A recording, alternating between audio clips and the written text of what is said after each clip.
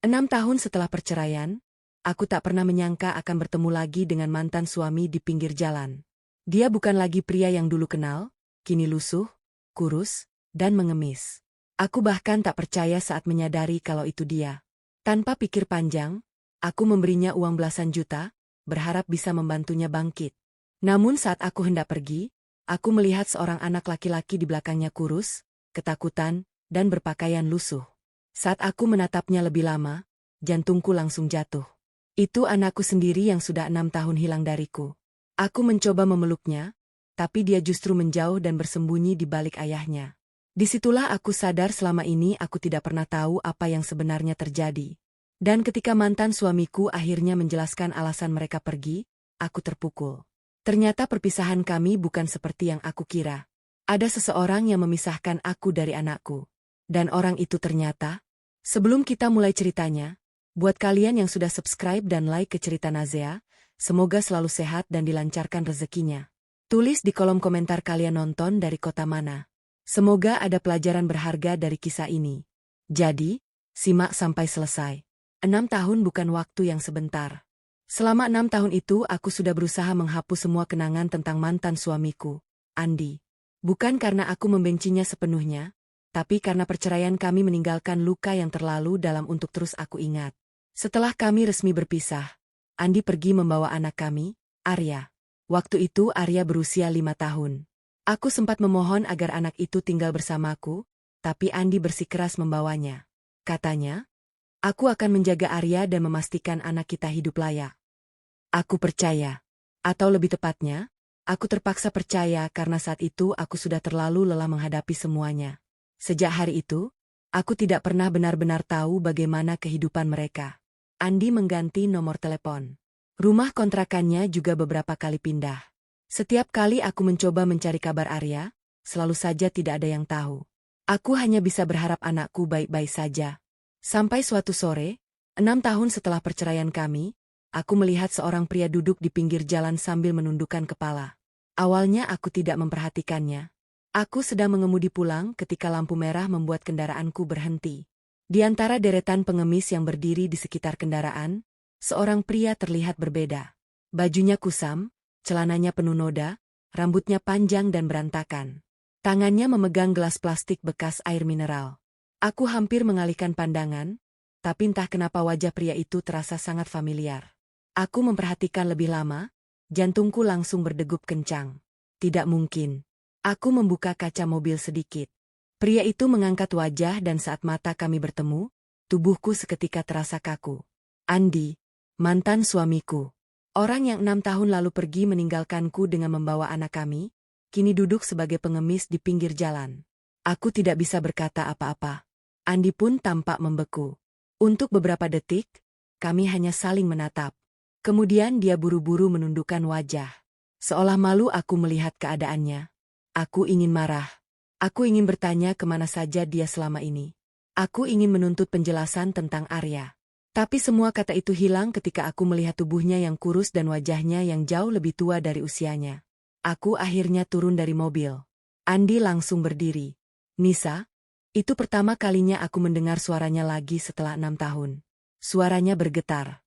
Aku menatapnya tanpa tahu harus berkata apa. Kenapa kamu sampai begini? Andi tidak menjawab. Dia hanya menundukkan kepala. Aku melihat kedua tangannya yang penuh luka kecil. Bahkan untuk berdiri pun tubuhnya terlihat tidak kuat. Saat itulah aku sadar, mungkin hidupnya benar-benar sudah jatuh sejauh ini. Aku membuka dompet. Di dalamnya ada uang tunai sekitar 12 juta rupiah yang sebenarnya baru saja kuambil dari bank untuk keperluan rumah. Tanpa banyak berpikir, aku mengambil semuanya. Andi menatap uang itu dengan mata berkaca-kaca. Jangan, Nis. Ambil. Aku nggak bisa. Kamu lebih butuh. Andi akhirnya menerima uang itu dengan tangan gemetar, air matanya jatuh. Tapi sebelum aku sempat bertanya lebih jauh, aku melihat sesuatu di belakangnya. Seorang anak laki-laki yang kurus, ketakutan, dan berpakaian lusuh berdiri beberapa meter dari kami. Anak itu memakai kaos yang sudah terlalu kecil untuk tubuhnya. Celananya tampak kusam dan kedua kakinya hanya mengenakan sandal yang berbeda warna. Dia berdiri diam sambil memandangi kami. Aku mengernyit. Ada sesuatu dari wajah anak itu yang membuat dadaku tiba-tiba sesak. Aku menatap Andi, lalu kembali menatap anak tersebut. Andi. Dia langsung terdiam. Siapa anak itu? Andi tidak menjawab. Wajahnya berubah pucat. Dan ketika anak laki-laki itu perlahan mendekat, aku melihat bekas luka kecil di dekat alis kirinya. Bekas luka yang sangat aku kenal. Bekas luka yang dulu kudapatkan saat menggendong anakku ketika dia masih kecil. Tanganku langsung gemetar. Arya? Anak itu berhenti. Matanya menatapku. Namun bukannya memanggilku seperti seorang anak yang bertemu ibunya setelah bertahun-tahun, dia justru mundur perlahan dan bersembunyi di belakang tubuh Andi. Saat itulah hatiku seperti dihantam sesuatu yang sangat keras. 6 tahun aku menunggu kabar anakku. 6 tahun aku membayangkan dia hidup bahagia. Tapi ternyata anakku berdiri di depanku dalam keadaan seperti itu. Dan yang paling membuatku terpukul bukanlah pakaian lusuhnya, melainkan tatapan matanya. Tatapan seorang anak yang seolah sudah terlalu lama belajar bahwa hidup tidak pernah berpihak kepadanya. Aku menatap Andi dengan air mata yang mulai memenuhi mataku. Selama 6 tahun ini, kamu apakan anakku? Andi hanya menangis. Dan dari tangisannya aku tahu ada sesuatu yang jauh lebih buruk daripada sekadar kisah seorang mantan suami yang jatuh miskin. Aku tidak langsung membawa Andi dan Arya pulang. Bukan karena aku tega membiarkan mereka tetap di pinggir jalan, tapi karena saat itu kepalaku dipenuhi terlalu banyak pertanyaan. Aku ingin tahu semuanya. Kenapa Andi bisa sampai menjadi pengemis? Kenapa Arya hidup bersamanya dalam keadaan seperti itu? Dan yang paling menyakitkan, kenapa selama 6 tahun tidak sekalipun Andi memberiku kabar? Aku menatap Arya yang masih bersembunyi di belakang ayahnya. Arya. Aku mencoba mendekat, anak itu justru mundur. Gerakannya kecil, tapi cukup membuat dadaku terasa sesak. Aku menahan air mata. Arya, ini Mama. Dia menatapku lama lalu menggeleng. Aku terdiam. 6 tahun lalu, anak itu selalu berlari memelukku setiap kali aku pulang kerja. Dia selalu memanggilku Mama sambil tersenyum. Sekarang dia bahkan takut mendekat. Aku menoleh kepada Andi. Apa yang terjadi sama dia? Andi mengusap wajahnya. Jangan tanya di sini. Terus aku harus tanya di mana? 6 tahun. Andi? Suaraku mulai bergetar. 6 tahun aku gak tahu anakku hidup seperti apa. Sekarang aku menemukan kalian seperti ini. Kamu pikir aku bisa diam? Andi menunduk. Aku melihat uang belasan juta yang tadi kuberikan masih digenggamnya erat. Uang itu buat kamu? Aku menunjuk Arya. Tapi anak itu aku bawa pulang. Andi langsung menggeleng. Gak bisa. Kenapa? Arya tetap sama aku. Aku hampir tidak percaya mendengarnya. Kamu sendiri yang membuat dia hidup seperti ini, tapi sekarang kamu masih mau mempertahankan dia. Andi terdiam. Arya tiba-tiba memegang ujung bajunya. Gerakan kecil itu membuat Andi langsung memeluk anaknya. Aku melihat mereka berdua. Ada sesuatu yang aneh. Andi memang terlihat seperti orang yang sudah kehilangan segalanya. Tapi caranya memeluk Arya seperti seseorang yang sedang berusaha melindungi anak itu dari sesuatu. Aku belum sempat bertanya ketika Arya tiba-tiba berkata pelan. Papa, jangan kasih tahu Mama. Aku membeku. Andi langsung menatap anak itu. Arya? Anak itu menutup mulutnya. Aku merasakan bulu kuduku berdiri. Apa yang gak boleh dia kasih tahu ke aku? Tidak ada jawaban. Aku berjongkok di depan Arya. Arya, lihat Mama. Dia perlahan mengangkat wajah. Aku tersenyum meski air mataku hampir jatuh. Mama gak akan marah. Arya masih diam. Aku mengulurkan tangan. Untuk beberapa detik dia hanya melihat tanganku. Lalu perlahan dia menyentuh jariku. Begitu tangannya menggenggam tanganku, tubuhku seperti kehilangan tenaga. Anakku. Benar-benar anakku. Aku langsung memeluknya. Arya tidak membalas pelukanku. Tubuhnya justru kaku. Aku semakin sedih. Aku tidak tahu apa yang sudah dialaminya sampai pelukan seorang ibu pun terasa asing baginya. Maaf, aku berbisik. Maaf, Mama terlambat menemukan kamu. Arya akhirnya menangis. Tangisannya pelan tanpa suara keras. Tapi justru itu yang membuat hatiku semakin hancur. Aku menoleh kepada Andi. Kita pergi dari sini? Andi tampak ragu. Kemana? Ke rumahku. Dia langsung menggeleng. Aku gak bisa. Kamu bisa? Nis. Aku gak pantas masuk ke rumahmu. Aku gak peduli kamu pantas atau enggak. Aku menatap Arya. Aku cuma peduli sama anakku. Andi masih diam. Akhirnya dia mengikuti kami. Sepanjang perjalanan, Arya duduk di kursi belakang. Aku beberapa kali melihatnya dari kaca spion. Dia terus memeluk sebuah tas kecil yang sudah sangat kusam. Aku mencoba mengajaknya bicara. Arya, tasnya punya siapa? Dia tidak menjawab. Isinya apa? Arya langsung memeluk tas itu lebih erat. Aku tidak memaksa. Sesampainya di rumah, aku membawa mereka masuk. Arya berdiri di ruang tamu sambil melihat sekeliling. Aku menunjukkan kamar yang dulu sebenarnya kusiapkan untuknya. Aku masih simpan kamar ini. Arya hanya diam. Andi melihat kamar itu dari jauh, matanya berkaca-kaca. Selama ini kamu masih simpan? Aku mengangguk. Setiap tahun aku berharap kamu menghubungi aku. Andi menundukkan wajah. Aku sebenarnya pernah mau menghubungimu. Terus kenapa nggak jadi? Dia tidak menjawab. Aku mulai kehilangan kesabaran. Andi, aku butuh jawaban. Dia menarik napas panjang. Aku pergi bukan karena aku gak mau kamu ketemu Arya. Aku pergi karena... Andi berhenti. Matanya tiba-tiba tertuju pada tas kecil yang masih dipeluk Arya. Wajahnya berubah tegang. Aku mengikuti arah pandangannya. Arya, kenapa tas itu? Arya langsung berdiri dan berlari menuju kamar. Jangan. Andi berteriak, tapi terlambat. Tas itu terjatuh di lantai. Resletingnya terbuka. Beberapa lembar kertas keluar. Aku mengambil salah satunya. Awalnya aku mengira itu hanya dokumen sekolah. Tapi ketika melihat nama Arya di bagian atas, aku langsung terdiam. Ada catatan dari sekolah. Ada beberapa surat. Dan ada satu lembar dokumen yang membuat tanganku mulai gemetar. Di bagian bawah dokumen itu tertulis nama seseorang yang sama sekali tidak pernah kudengar selama pernikahanku dengan Andi. Aku menatap mantan suamiku. Siapa orang ini? Andi tidak menjawab. Aku mengangkat dokumen itu. Kenapa nama orang ini ada di dokumen anak kita? Andi akhirnya duduk. Kedua tangannya menutupi wajah. Dan untuk pertama kalinya setelah 6 tahun, dia mengatakan sesuatu yang membuat seluruh tubuhku terasa dingin. Karena selama ini aku bukan satu-satunya orang yang menyembunyikan Arya darimu. Aku menatapnya. Apa maksudmu? Andi mengangkat wajahnya. Yang membuat kita bercerai dulu sebenarnya bukan karena kamu atau aku. Dia berhenti sejenak. Ada orang lain yang sengaja menghancurkan keluarga kita. Dadaku langsung terasa sesak. Karena kalau ucapan Andi benar, berarti selama 6 tahun ini aku telah membenci orang yang salah.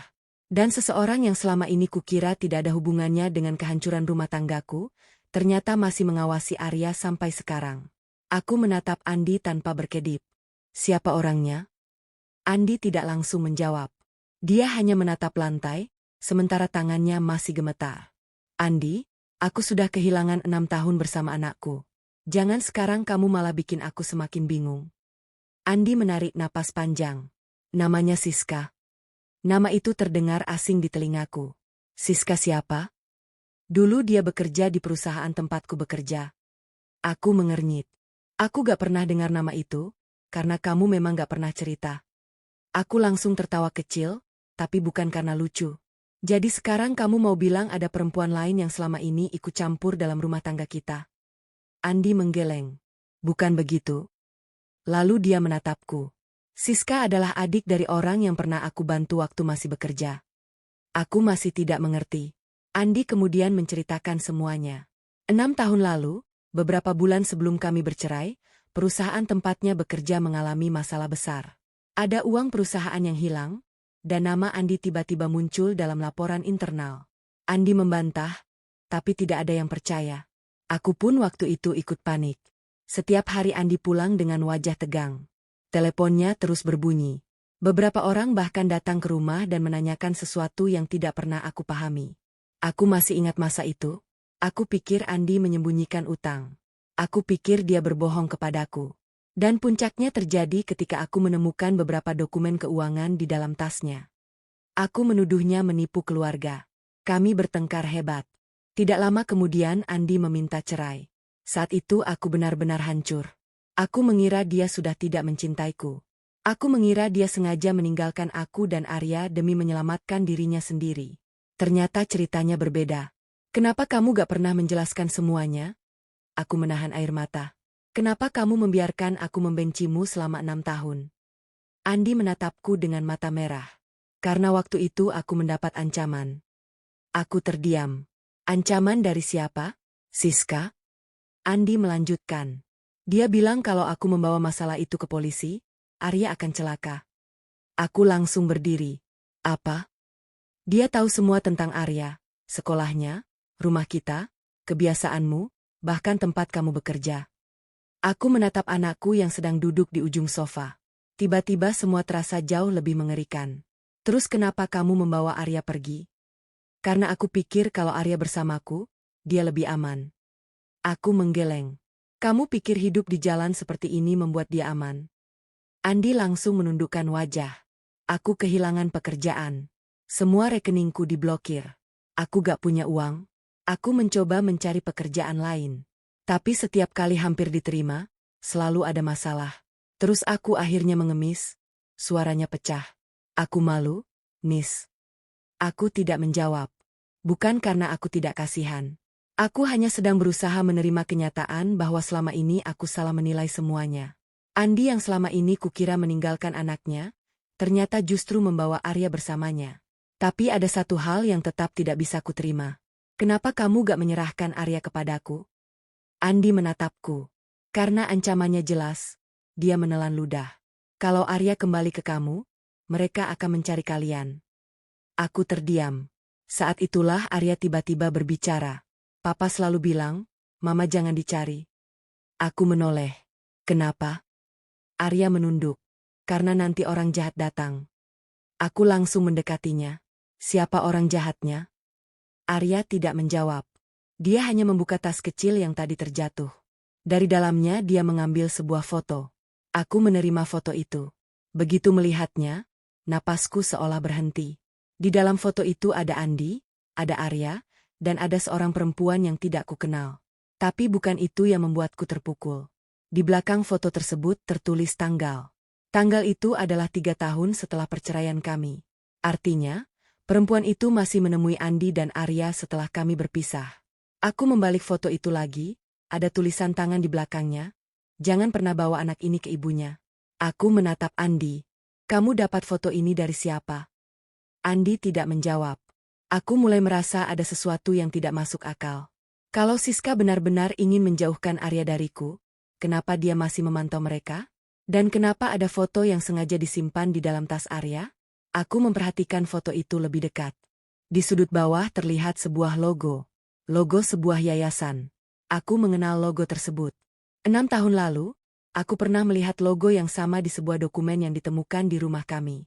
Dokumen yang dulu menjadi salah satu alasan aku percaya bahwa Andi menyembunyikan sesuatu dariku. Tanganku mulai dingin. Andi. Iya. Selama ini kamu tahu soal yayasan ini? Andi langsung pucat. Dia tidak menjawab. Aku berdiri dan menunjukkan foto itu kepadanya. Jangan bilang kamu baru tahu. Andi menatap foto itu beberapa detik. Kemudian dia berkata pelan, aku tahu. Sejak kapan? Sejak sebelum kita bercerai. Aku merasa seluruh tubuhku lemas. Terus kenapa kamu gak pernah cerita? Andi menutup matanya. Karena orang yang mendirikan yayasan itu, dia berhenti. Aku menunggu. Adalah orang yang paling dekat denganmu.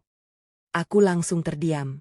Aku mencoba mengingat semua orang yang pernah dekat denganku 6 tahun lalu. Keluarga, teman, tetangga, orang-orang di tempat kerja. Satu persatu nama muncul di kepalaku. Tapi ada satu nama yang membuat darahku terasa dingin. Karena kalau dugaan Andi benar, orang yang selama ini menghancurkan keluargaku mungkin bukan orang asing, melainkan seseorang yang selama ini masih sering tersenyum dan menyapaku seolah tidak pernah terjadi apa-apa. Aku menatap Andi cukup lama. Siapa? Andi menggeleng. Aku gak bisa bilang sekarang. Aku langsung emosi. Kenapa lagi? Karena aku belum punya bukti yang cukup. Aku mengangkat foto itu. Terus ini apa? Ini petunjuk. Petunjuk. Andi mengangguk. Selama 6 tahun aku mencari tahu siapa yang ada di belakang semua ini. Aku terdiam. Tapi setiap kali aku hampir menemukan jawabannya, selalu ada yang menghilangkan bukti. Aku kembali melihat foto di tanganku. Kalau begitu, kenapa foto ini masih ada? Karena aku menyembunyikannya di tas Arya, Andi mengangguk. Orang-orang gak akan mengira aku menyimpan sesuatu di tas. Aku mulai memahami kenapa Andi begitu protektif terhadap tas kecil itu. Tapi masih ada satu hal yang menggangguku. Kenapa Arya takut sekali? Andi menatap anak kami. Karena dia pernah melihat sesuatu. Apa? Andi menarik napas. Arya pernah melihat orang itu datang ke tempat kami. Aku langsung menoleh kepada Arya. Dia kenal orangnya? Andi mengangguk. Sayangnya, iya. Aku mendekati Arya. Sayang, Mama gak akan marah. Mama cuma ingin tahu. Arya menatapku dengan mata berkaca-kaca. Orang itu pernah datang waktu Papa sakit. Siapa? Arya menggeleng. Papa bilang jangan bilang siapa-siapa. Aku menggenggam tangannya. Kalau kamu cerita sama Mama, Mama akan jaga kamu, Arya. Arya terdiam. Aku tidak memaksanya. Malam itu aku meminta Andi dan Arya tinggal di rumah. Aku membuatkan makanan.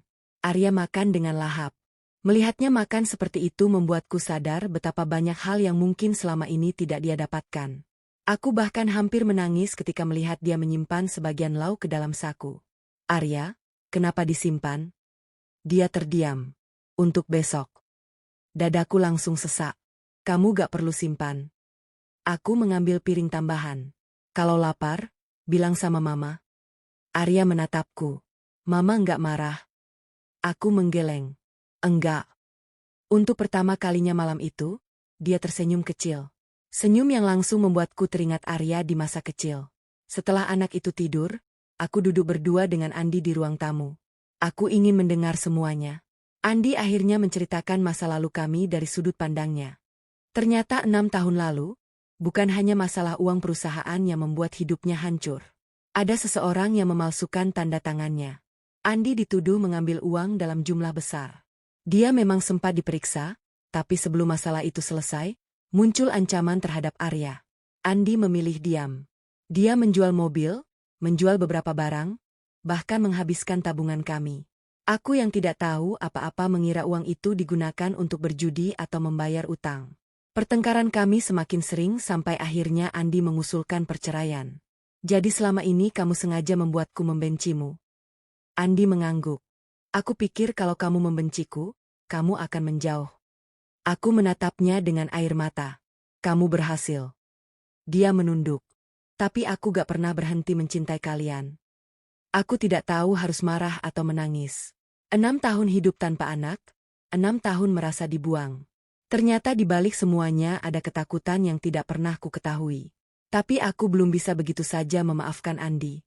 Kalau semua ini benar, kita harus cari bukti. Andi mengangguk. Aku punya satu orang yang mungkin bisa membantu. Siapa? Temanku dulu. Namanya Budi. Dia masih ada? Masih. Dan dia satu-satunya orang yang tahu siapa yang memalsukan tanda tanganku. Aku langsung merasa sedikit lega. Tapi kenapa kamu gak mencarinya selama ini? Aku sudah mencari. Lalu dia hilang. Aku terdiam. Hilang bagaimana?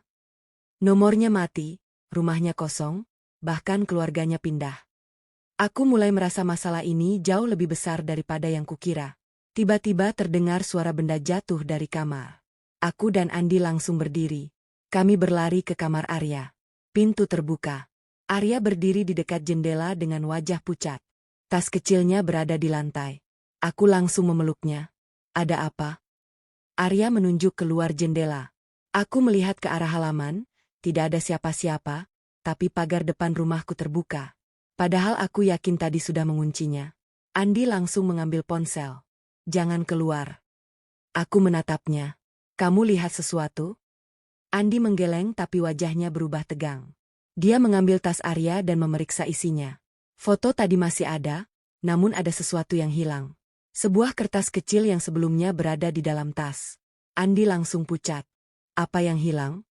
Dia menatapku. Alamat. Alamat siapa? Budi. Aku terdiam. Berarti seseorang baru saja masuk rumahku. Seseorang yang tahu kami sedang mencari Budi. Dan yang lebih mengerikan, orang itu tahu persis apa yang ada di dalam tas Arya. Aku melihat ke arah jendela. Untuk pertama kalinya sejak Arya datang ke rumahku, aku sadar satu hal. Mungkin selama ini kami bukan sedang mencari orang yang menghilang. Mungkin orang itu justru sedang mencari kami. Malam itu aku tidak bisa tidur. Setelah mengetahui ada orang yang masuk rumahku, pikiranku terus dipenuhi rasa takut. Bukan untuk diriku sendiri, tapi untuk Arya. Aku duduk di samping tempat tidurnya sambil memperhatikan wajah anakku yang tertidur. 6 tahun aku kehilangan momen seperti ini. 6 tahun aku tidak tahu apakah dia sehat, apakah dia bahagia, apakah dia pernah menangis dan membutuhkan ibunya. Sekarang ketika akhirnya dia kembali, justru ada seseorang yang mungkin sedang mengincarnya. Aku menggenggam tangannya. Mulai sekarang mama gak akan ninggalin kamu lagi. Arya yang masih setengah tidur tiba-tiba membuka mata. Mama? Iya? Kalau orang itu datang, mama jangan kasih aku. Aku terdiam. Kenapa? Arya memelukku erat.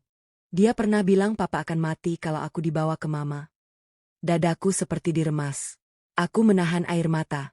Siapa yang bilang begitu? Arya hanya menangis. Aku tidak memaksanya.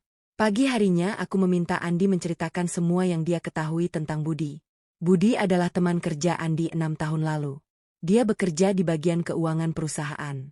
Menurut Andi, Budi adalah orang pertama yang menemukan kejanggalan dalam laporan keuangan. Dia tahu bahwa tanda tangan Andi dipalsukan, tapi sebelum sempat memberikan bukti, Budi menghilang. Kenapa kamu yakin dia masih hidup? Karena 2 tahun lalu aku menerima pesan. Aku langsung menoleh. Pesan dari Budi? Andi mengangguk. Dia cuma menulis satu kalimat. Apa? Jangan percaya orang yang paling sering datang ke rumahmu. Aku langsung terdiam. Kalimat itu membuat pikiranku berputar. Siapa orang yang paling sering datang ke rumahku? Aku mulai mengingat masa lalu. Saat aku dan Andi masih menikah, ada satu orang yang memang sering sekali datang. Bahkan setelah kami bercerai, orang itu masih sering menanyakan kabarku. Orang yang selalu terlihat peduli. Orang yang beberapa kali menawarkan bantuan ketika aku sedang kesulitan. Aku langsung berdiri. Andi. Iya. Aku punya seseorang dalam pikiran. Siapa? Aku belum sempat menjawab ketika bel rumah berbunyi. Kami saling menatap. Andi langsung berdiri. Aku berjalan perlahan menuju pintu. Dari lubang kecil di pintu, aku melihat seorang perempuan berdiri di depan rumah. Aku langsung mengenalinya. Siska. Perempuan yang selama ini hanya kukenal dari cerita Andi. Dia tersenyum. Aku tidak tahu harus bereaksi bagaimana. Andi yang melihat dari belakangku langsung pucat. Jangan buka. Aku menoleh. Kenapa? Itu dia. Aku kembali melihat Siska. Perempuan itu berdiri dengan tenang. Seolah dia bukan orang yang selama 6 tahun membuat hidup Andi berantakan. Seolah dia bukan orang yang mungkin mengancam Arya. Bel berbunyi lagi. Kemudian terdengar suaranya. Nisa, aku tahu kamu ada di dalam. Aku membeku. Andi memberi isyarat agar aku diam. Tapi Siska kembali bicara. Aku datang bukan untuk membuat masalah. Aku tidak menjawab. Aku cuma mau mengembalikan sesuatu. Andi berbisik, jangan percaya. Aku menatapnya. Siska kemudian mengangkat sebuah amplop. Aku tahu kamu ingin tahu apa yang sebenarnya terjadi 6 tahun lalu. Tanganku mulai dingin. Aku punya bukti. Andi langsung berjalan menuju jendela. Dia mengintip dari balik tirai. Siska masih berdiri di depan pintu. Kemudian dia berkata sesuatu yang membuatku semakin bingung. Kalau kamu ingin anakmu tetap hidup tenang, jangan percaya Andi. Aku langsung menatap mantan suamiku. Andi menggeleng. Dia bohong. Siska tersenyum tipis dari luar.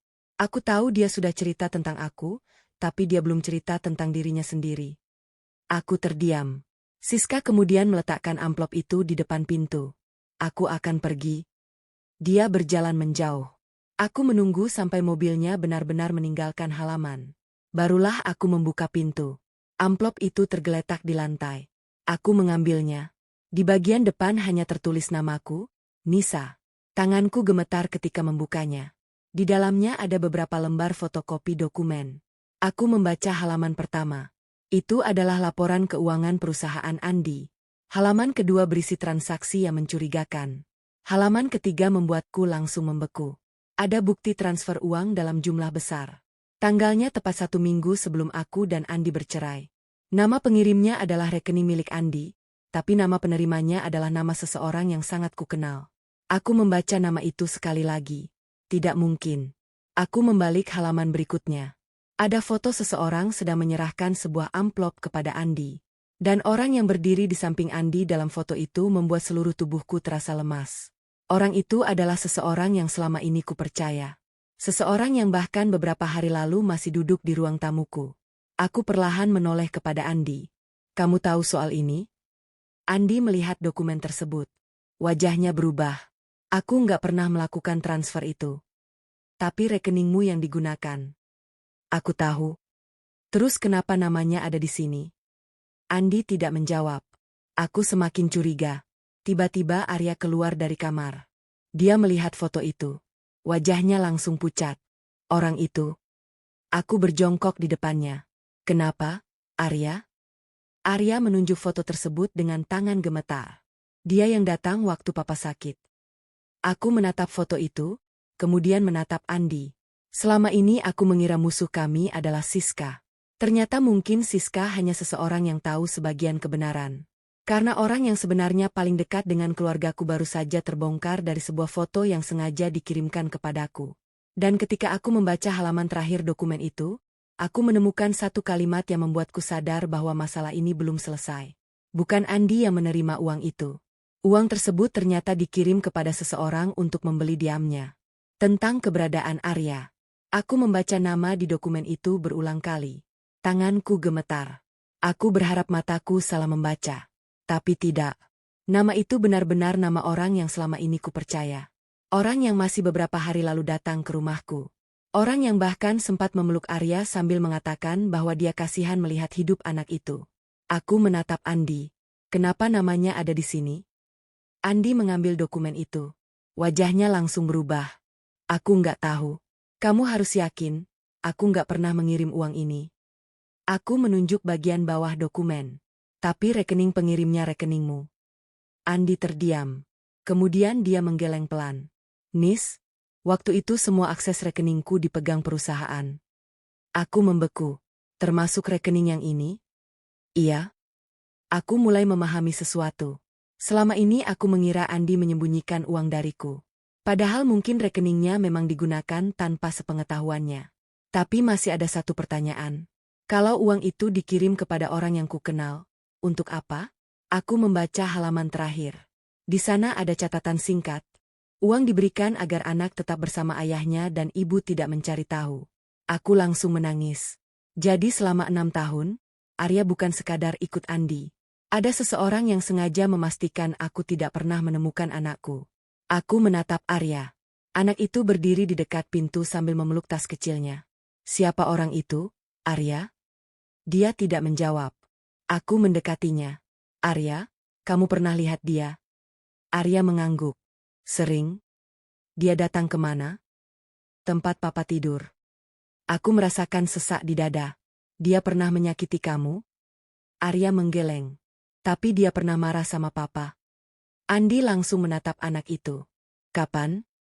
Dulu. Arya mulai menangis. Dia bilang, papa harus tetap sembunyi. Aku memeluk anakku. Aku tidak peduli lagi siapa yang benar dan siapa yang salah. Yang jelas, 6 tahun hidup Arya telah direnggut dari kami. Aku menatap Andi. Kita harus mencari bukti. Andi mengangguk.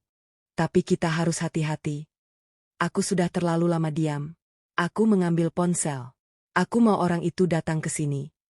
Andi langsung menahan tanganku. Jangan. Kenapa? Kalau dia memang orang di balik semuanya, kita jangan kasih tahu kalau kita sudah tahu. Aku terdiam. Andi mengambil foto dokumen tersebut. Kita cari bukti diam-diam. Aku mengangguk. Malam itu kami menyimpan semua dokumen di tempat yang aman. Aku juga menyimpan salinan foto dan catatan transaksi. Tapi sebelum tidur, aku mendapat pesan dari nomor tidak dikenal. Kalau ingin tahu siapa yang menghancurkan keluargamu, datang sendiri besok pagi. Jangan bawa Andi. Aku menatap layar cukup lama. Aku tidak tahu siapa pengirimnya. Tapi beberapa detik kemudian pesan kedua masuk. Aku tahu apa yang sebenarnya terjadi pada Arya 6 tahun lalu. Jantungku berdegup kencang. Aku menunjukkan pesan itu kepada Andi. Dia langsung pucat. Jangan datang. Aku harus datang, Andi. Ini jebakan. Kalau memang jebakan, kita tetap harus tahu siapa yang mengirim. Andi menggeleng. Aku yang pergi. Dia bilang jangan bawa kamu. Justru itu masalahnya. Aku terdiam. Akhirnya kami sepakat aku pergi, tetapi Andi mengikutiku dari jauh. Pagi berikutnya aku datang ke lokasi yang dikirimkan. Sebuah kedai kecil yang sepi. Aku duduk sendirian. 5 menit berlalu, 10 menit, tidak ada siapa-siapa. Aku mulai berpikir bahwa ini memang jebakan. Sampai seorang pria tua berjalan masuk, dia berhenti di depanku. Bu Nisa? Aku mengangguk. Dia duduk. Saya Budi. Aku langsung membeku. Teman Andi yang selama ini kami cari ternyata masih hidup. Kenapa selama ini kamu menghilang? Budi melihat ke arah pintu. Karena saya tahu siapa yang melakukan semuanya. Siapa? Budi belum menjawab. Dia justru mengeluarkan sebuah map coklat dari tasnya. Ini bukti asli. Tanganku langsung meraih map itu. Kenapa baru sekarang? Karena sekarang saya tahu Arya sudah kembali kepada Anda. Aku terdiam. Selama 6 tahun saya takut bicara. Takut kepada siapa? Budi menatapku. Orang yang namanya ada di dokumen itu. Aku menahan napas. Siapa? Budi membuka map. Ada foto, ada rekaman transaksi, ada salinan dokumen perusahaan, dan ada satu surat lama. Surat yang ditulis Andi untukku 6 tahun lalu. Aku membacanya dengan mata berkaca-kaca. Isinya membuatku sadar bahwa saat kami bercerai, Andi sebenarnya ingin menjelaskan semuanya. Tapi surat itu tidak pernah sampai kepadaku. Aku menatap Budi.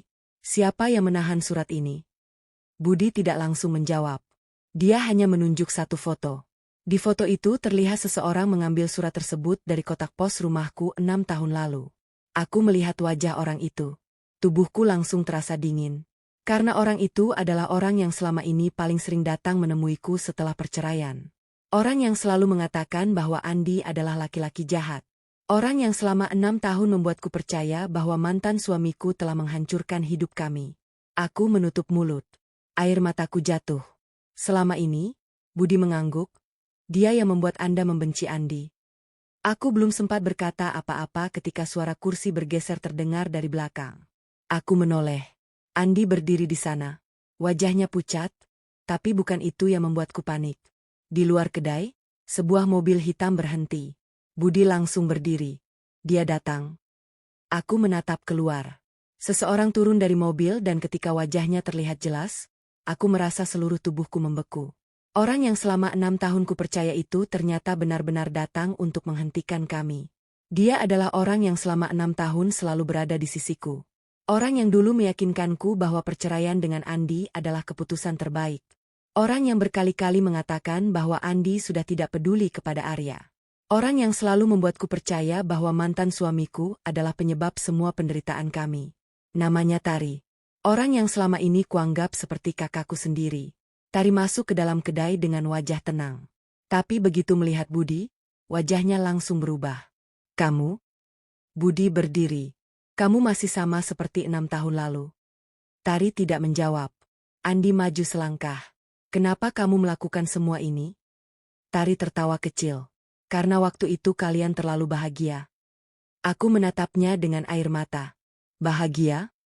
Tari menatapku. Kamu punya suami, punya anak, punya rumah, sedangkan aku kehilangan semuanya. Aku menggeleng. Jadi kamu menghancurkan keluargaku? Aku cuma mengambil apa yang menurutku tidak adil. Budi mengeluarkan dokumen dari map. Ini bukti pemalsuan rekening, transaksi uang, dan surat ancaman. Tari langsung panik. Kamu nggak punya hak. Semua sudah disalin, Andi menambahkan, dan sebagian sudah dikirim ke polisi. Tari terdiam. Aku baru sadar bahwa Andi ternyata sudah menghubungi polisi sebelum datang ke kedai. Beberapa menit kemudian, 2 petugas masuk. Tari tidak bisa lagi mengelak. Satu demi satu kebohongannya terbongkar. 6 tahun lalu, Tari bekerja sama dengan orang di dalam perusahaan untuk memalsukan transaksi menggunakan rekening Andi. Dia kemudian membuat Andi terlihat seperti pelaku. Ketika Andi mencoba melawan, Tari mengancam akan menyakiti Arya. Andi akhirnya memilih diam.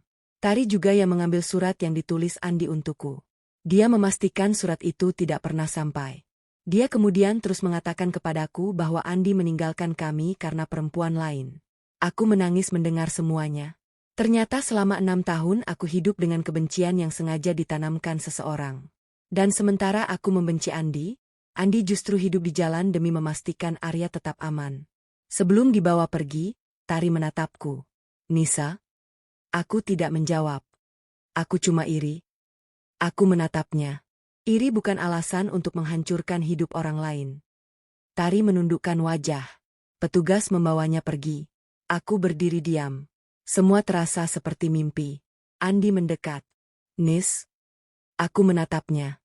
Kenapa kamu gak pernah melawannya dari dulu? Aku takut Arya kenapa-kenapa. Aku menangis. Dan kamu memilih kehilangan aku? Andi menunduk. Iya. Kenapa? Karena aku pikir kehilangan kamu lebih baik daripada kehilangan kalian berdua. Aku tidak bisa menahan tangis. 6 tahun.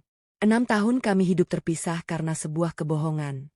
Aku kemudian menoleh kepada Arya. Anakku berdiri di dekat pintu. Aku menghampirinya. Arya. Dia menatapku. Mulai sekarang kamu tinggal sama Mama. Arya diam. Kemudian dia berlari dan memelukku.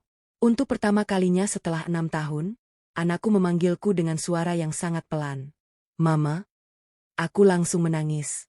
Aku memeluknya sekuat tenaga. Maaf, Nak. Arya menangis di pelukanku. Aku kira Mama gak mau aku. Kalimat itu membuat hatiku benar-benar hancur. Aku menggeleng berkali-kali. Mama gak pernah berhenti mencari kamu. Andi berdiri beberapa meter dari kami. Aku melihatnya. Laki-laki yang dulu menjadi suamiku. Laki-laki yang pernah membuatku sangat marah. Laki-laki yang ternyata selama 6 tahun menanggung hidup yang begitu berat demi anak kami. Aku berjalan mendekatinya. Aku belum bisa melupakan semuanya. Andi mengangguk. Aku ngerti. Tapi aku juga gak mau terus membencimu. Mataku berkaca-kaca. Terima kasih. Aku menyerahkan kembali sebagian uang yang dulu kuberikan kepadanya. Dia menggeleng. Jangan ambil. Aku gak butuh sebanyak itu. Aku tersenyum tipis. Gunakan untuk mulai hidup lagi. Andi akhirnya menerima. Beberapa bulan kemudian, kasus Tari dan orang-orang yang terlibat diproses secara hukum. Budi juga memberikan seluruh bukti yang selama ini disimpannya. Nama Andi akhirnya dibersihkan dari tuduhan lama. Aku tidak langsung kembali menjadi istrinya. Kami tidak memaksakan sesuatu yang sudah pernah hancur. Tapi untuk Arya, kami belajar menjadi dua orang tua yang hadir. Andi mendapat pekerjaan baru. Dia tidak lagi mengemis. Arya kembali sekolah dan perlahan anakku kembali menjadi anak yang ceria. Suatu malam aku sedang merapikan kamar ketika Arya masuk. Mama? Iya? Dulu Mama kasih Papa uang belasan juta, kan?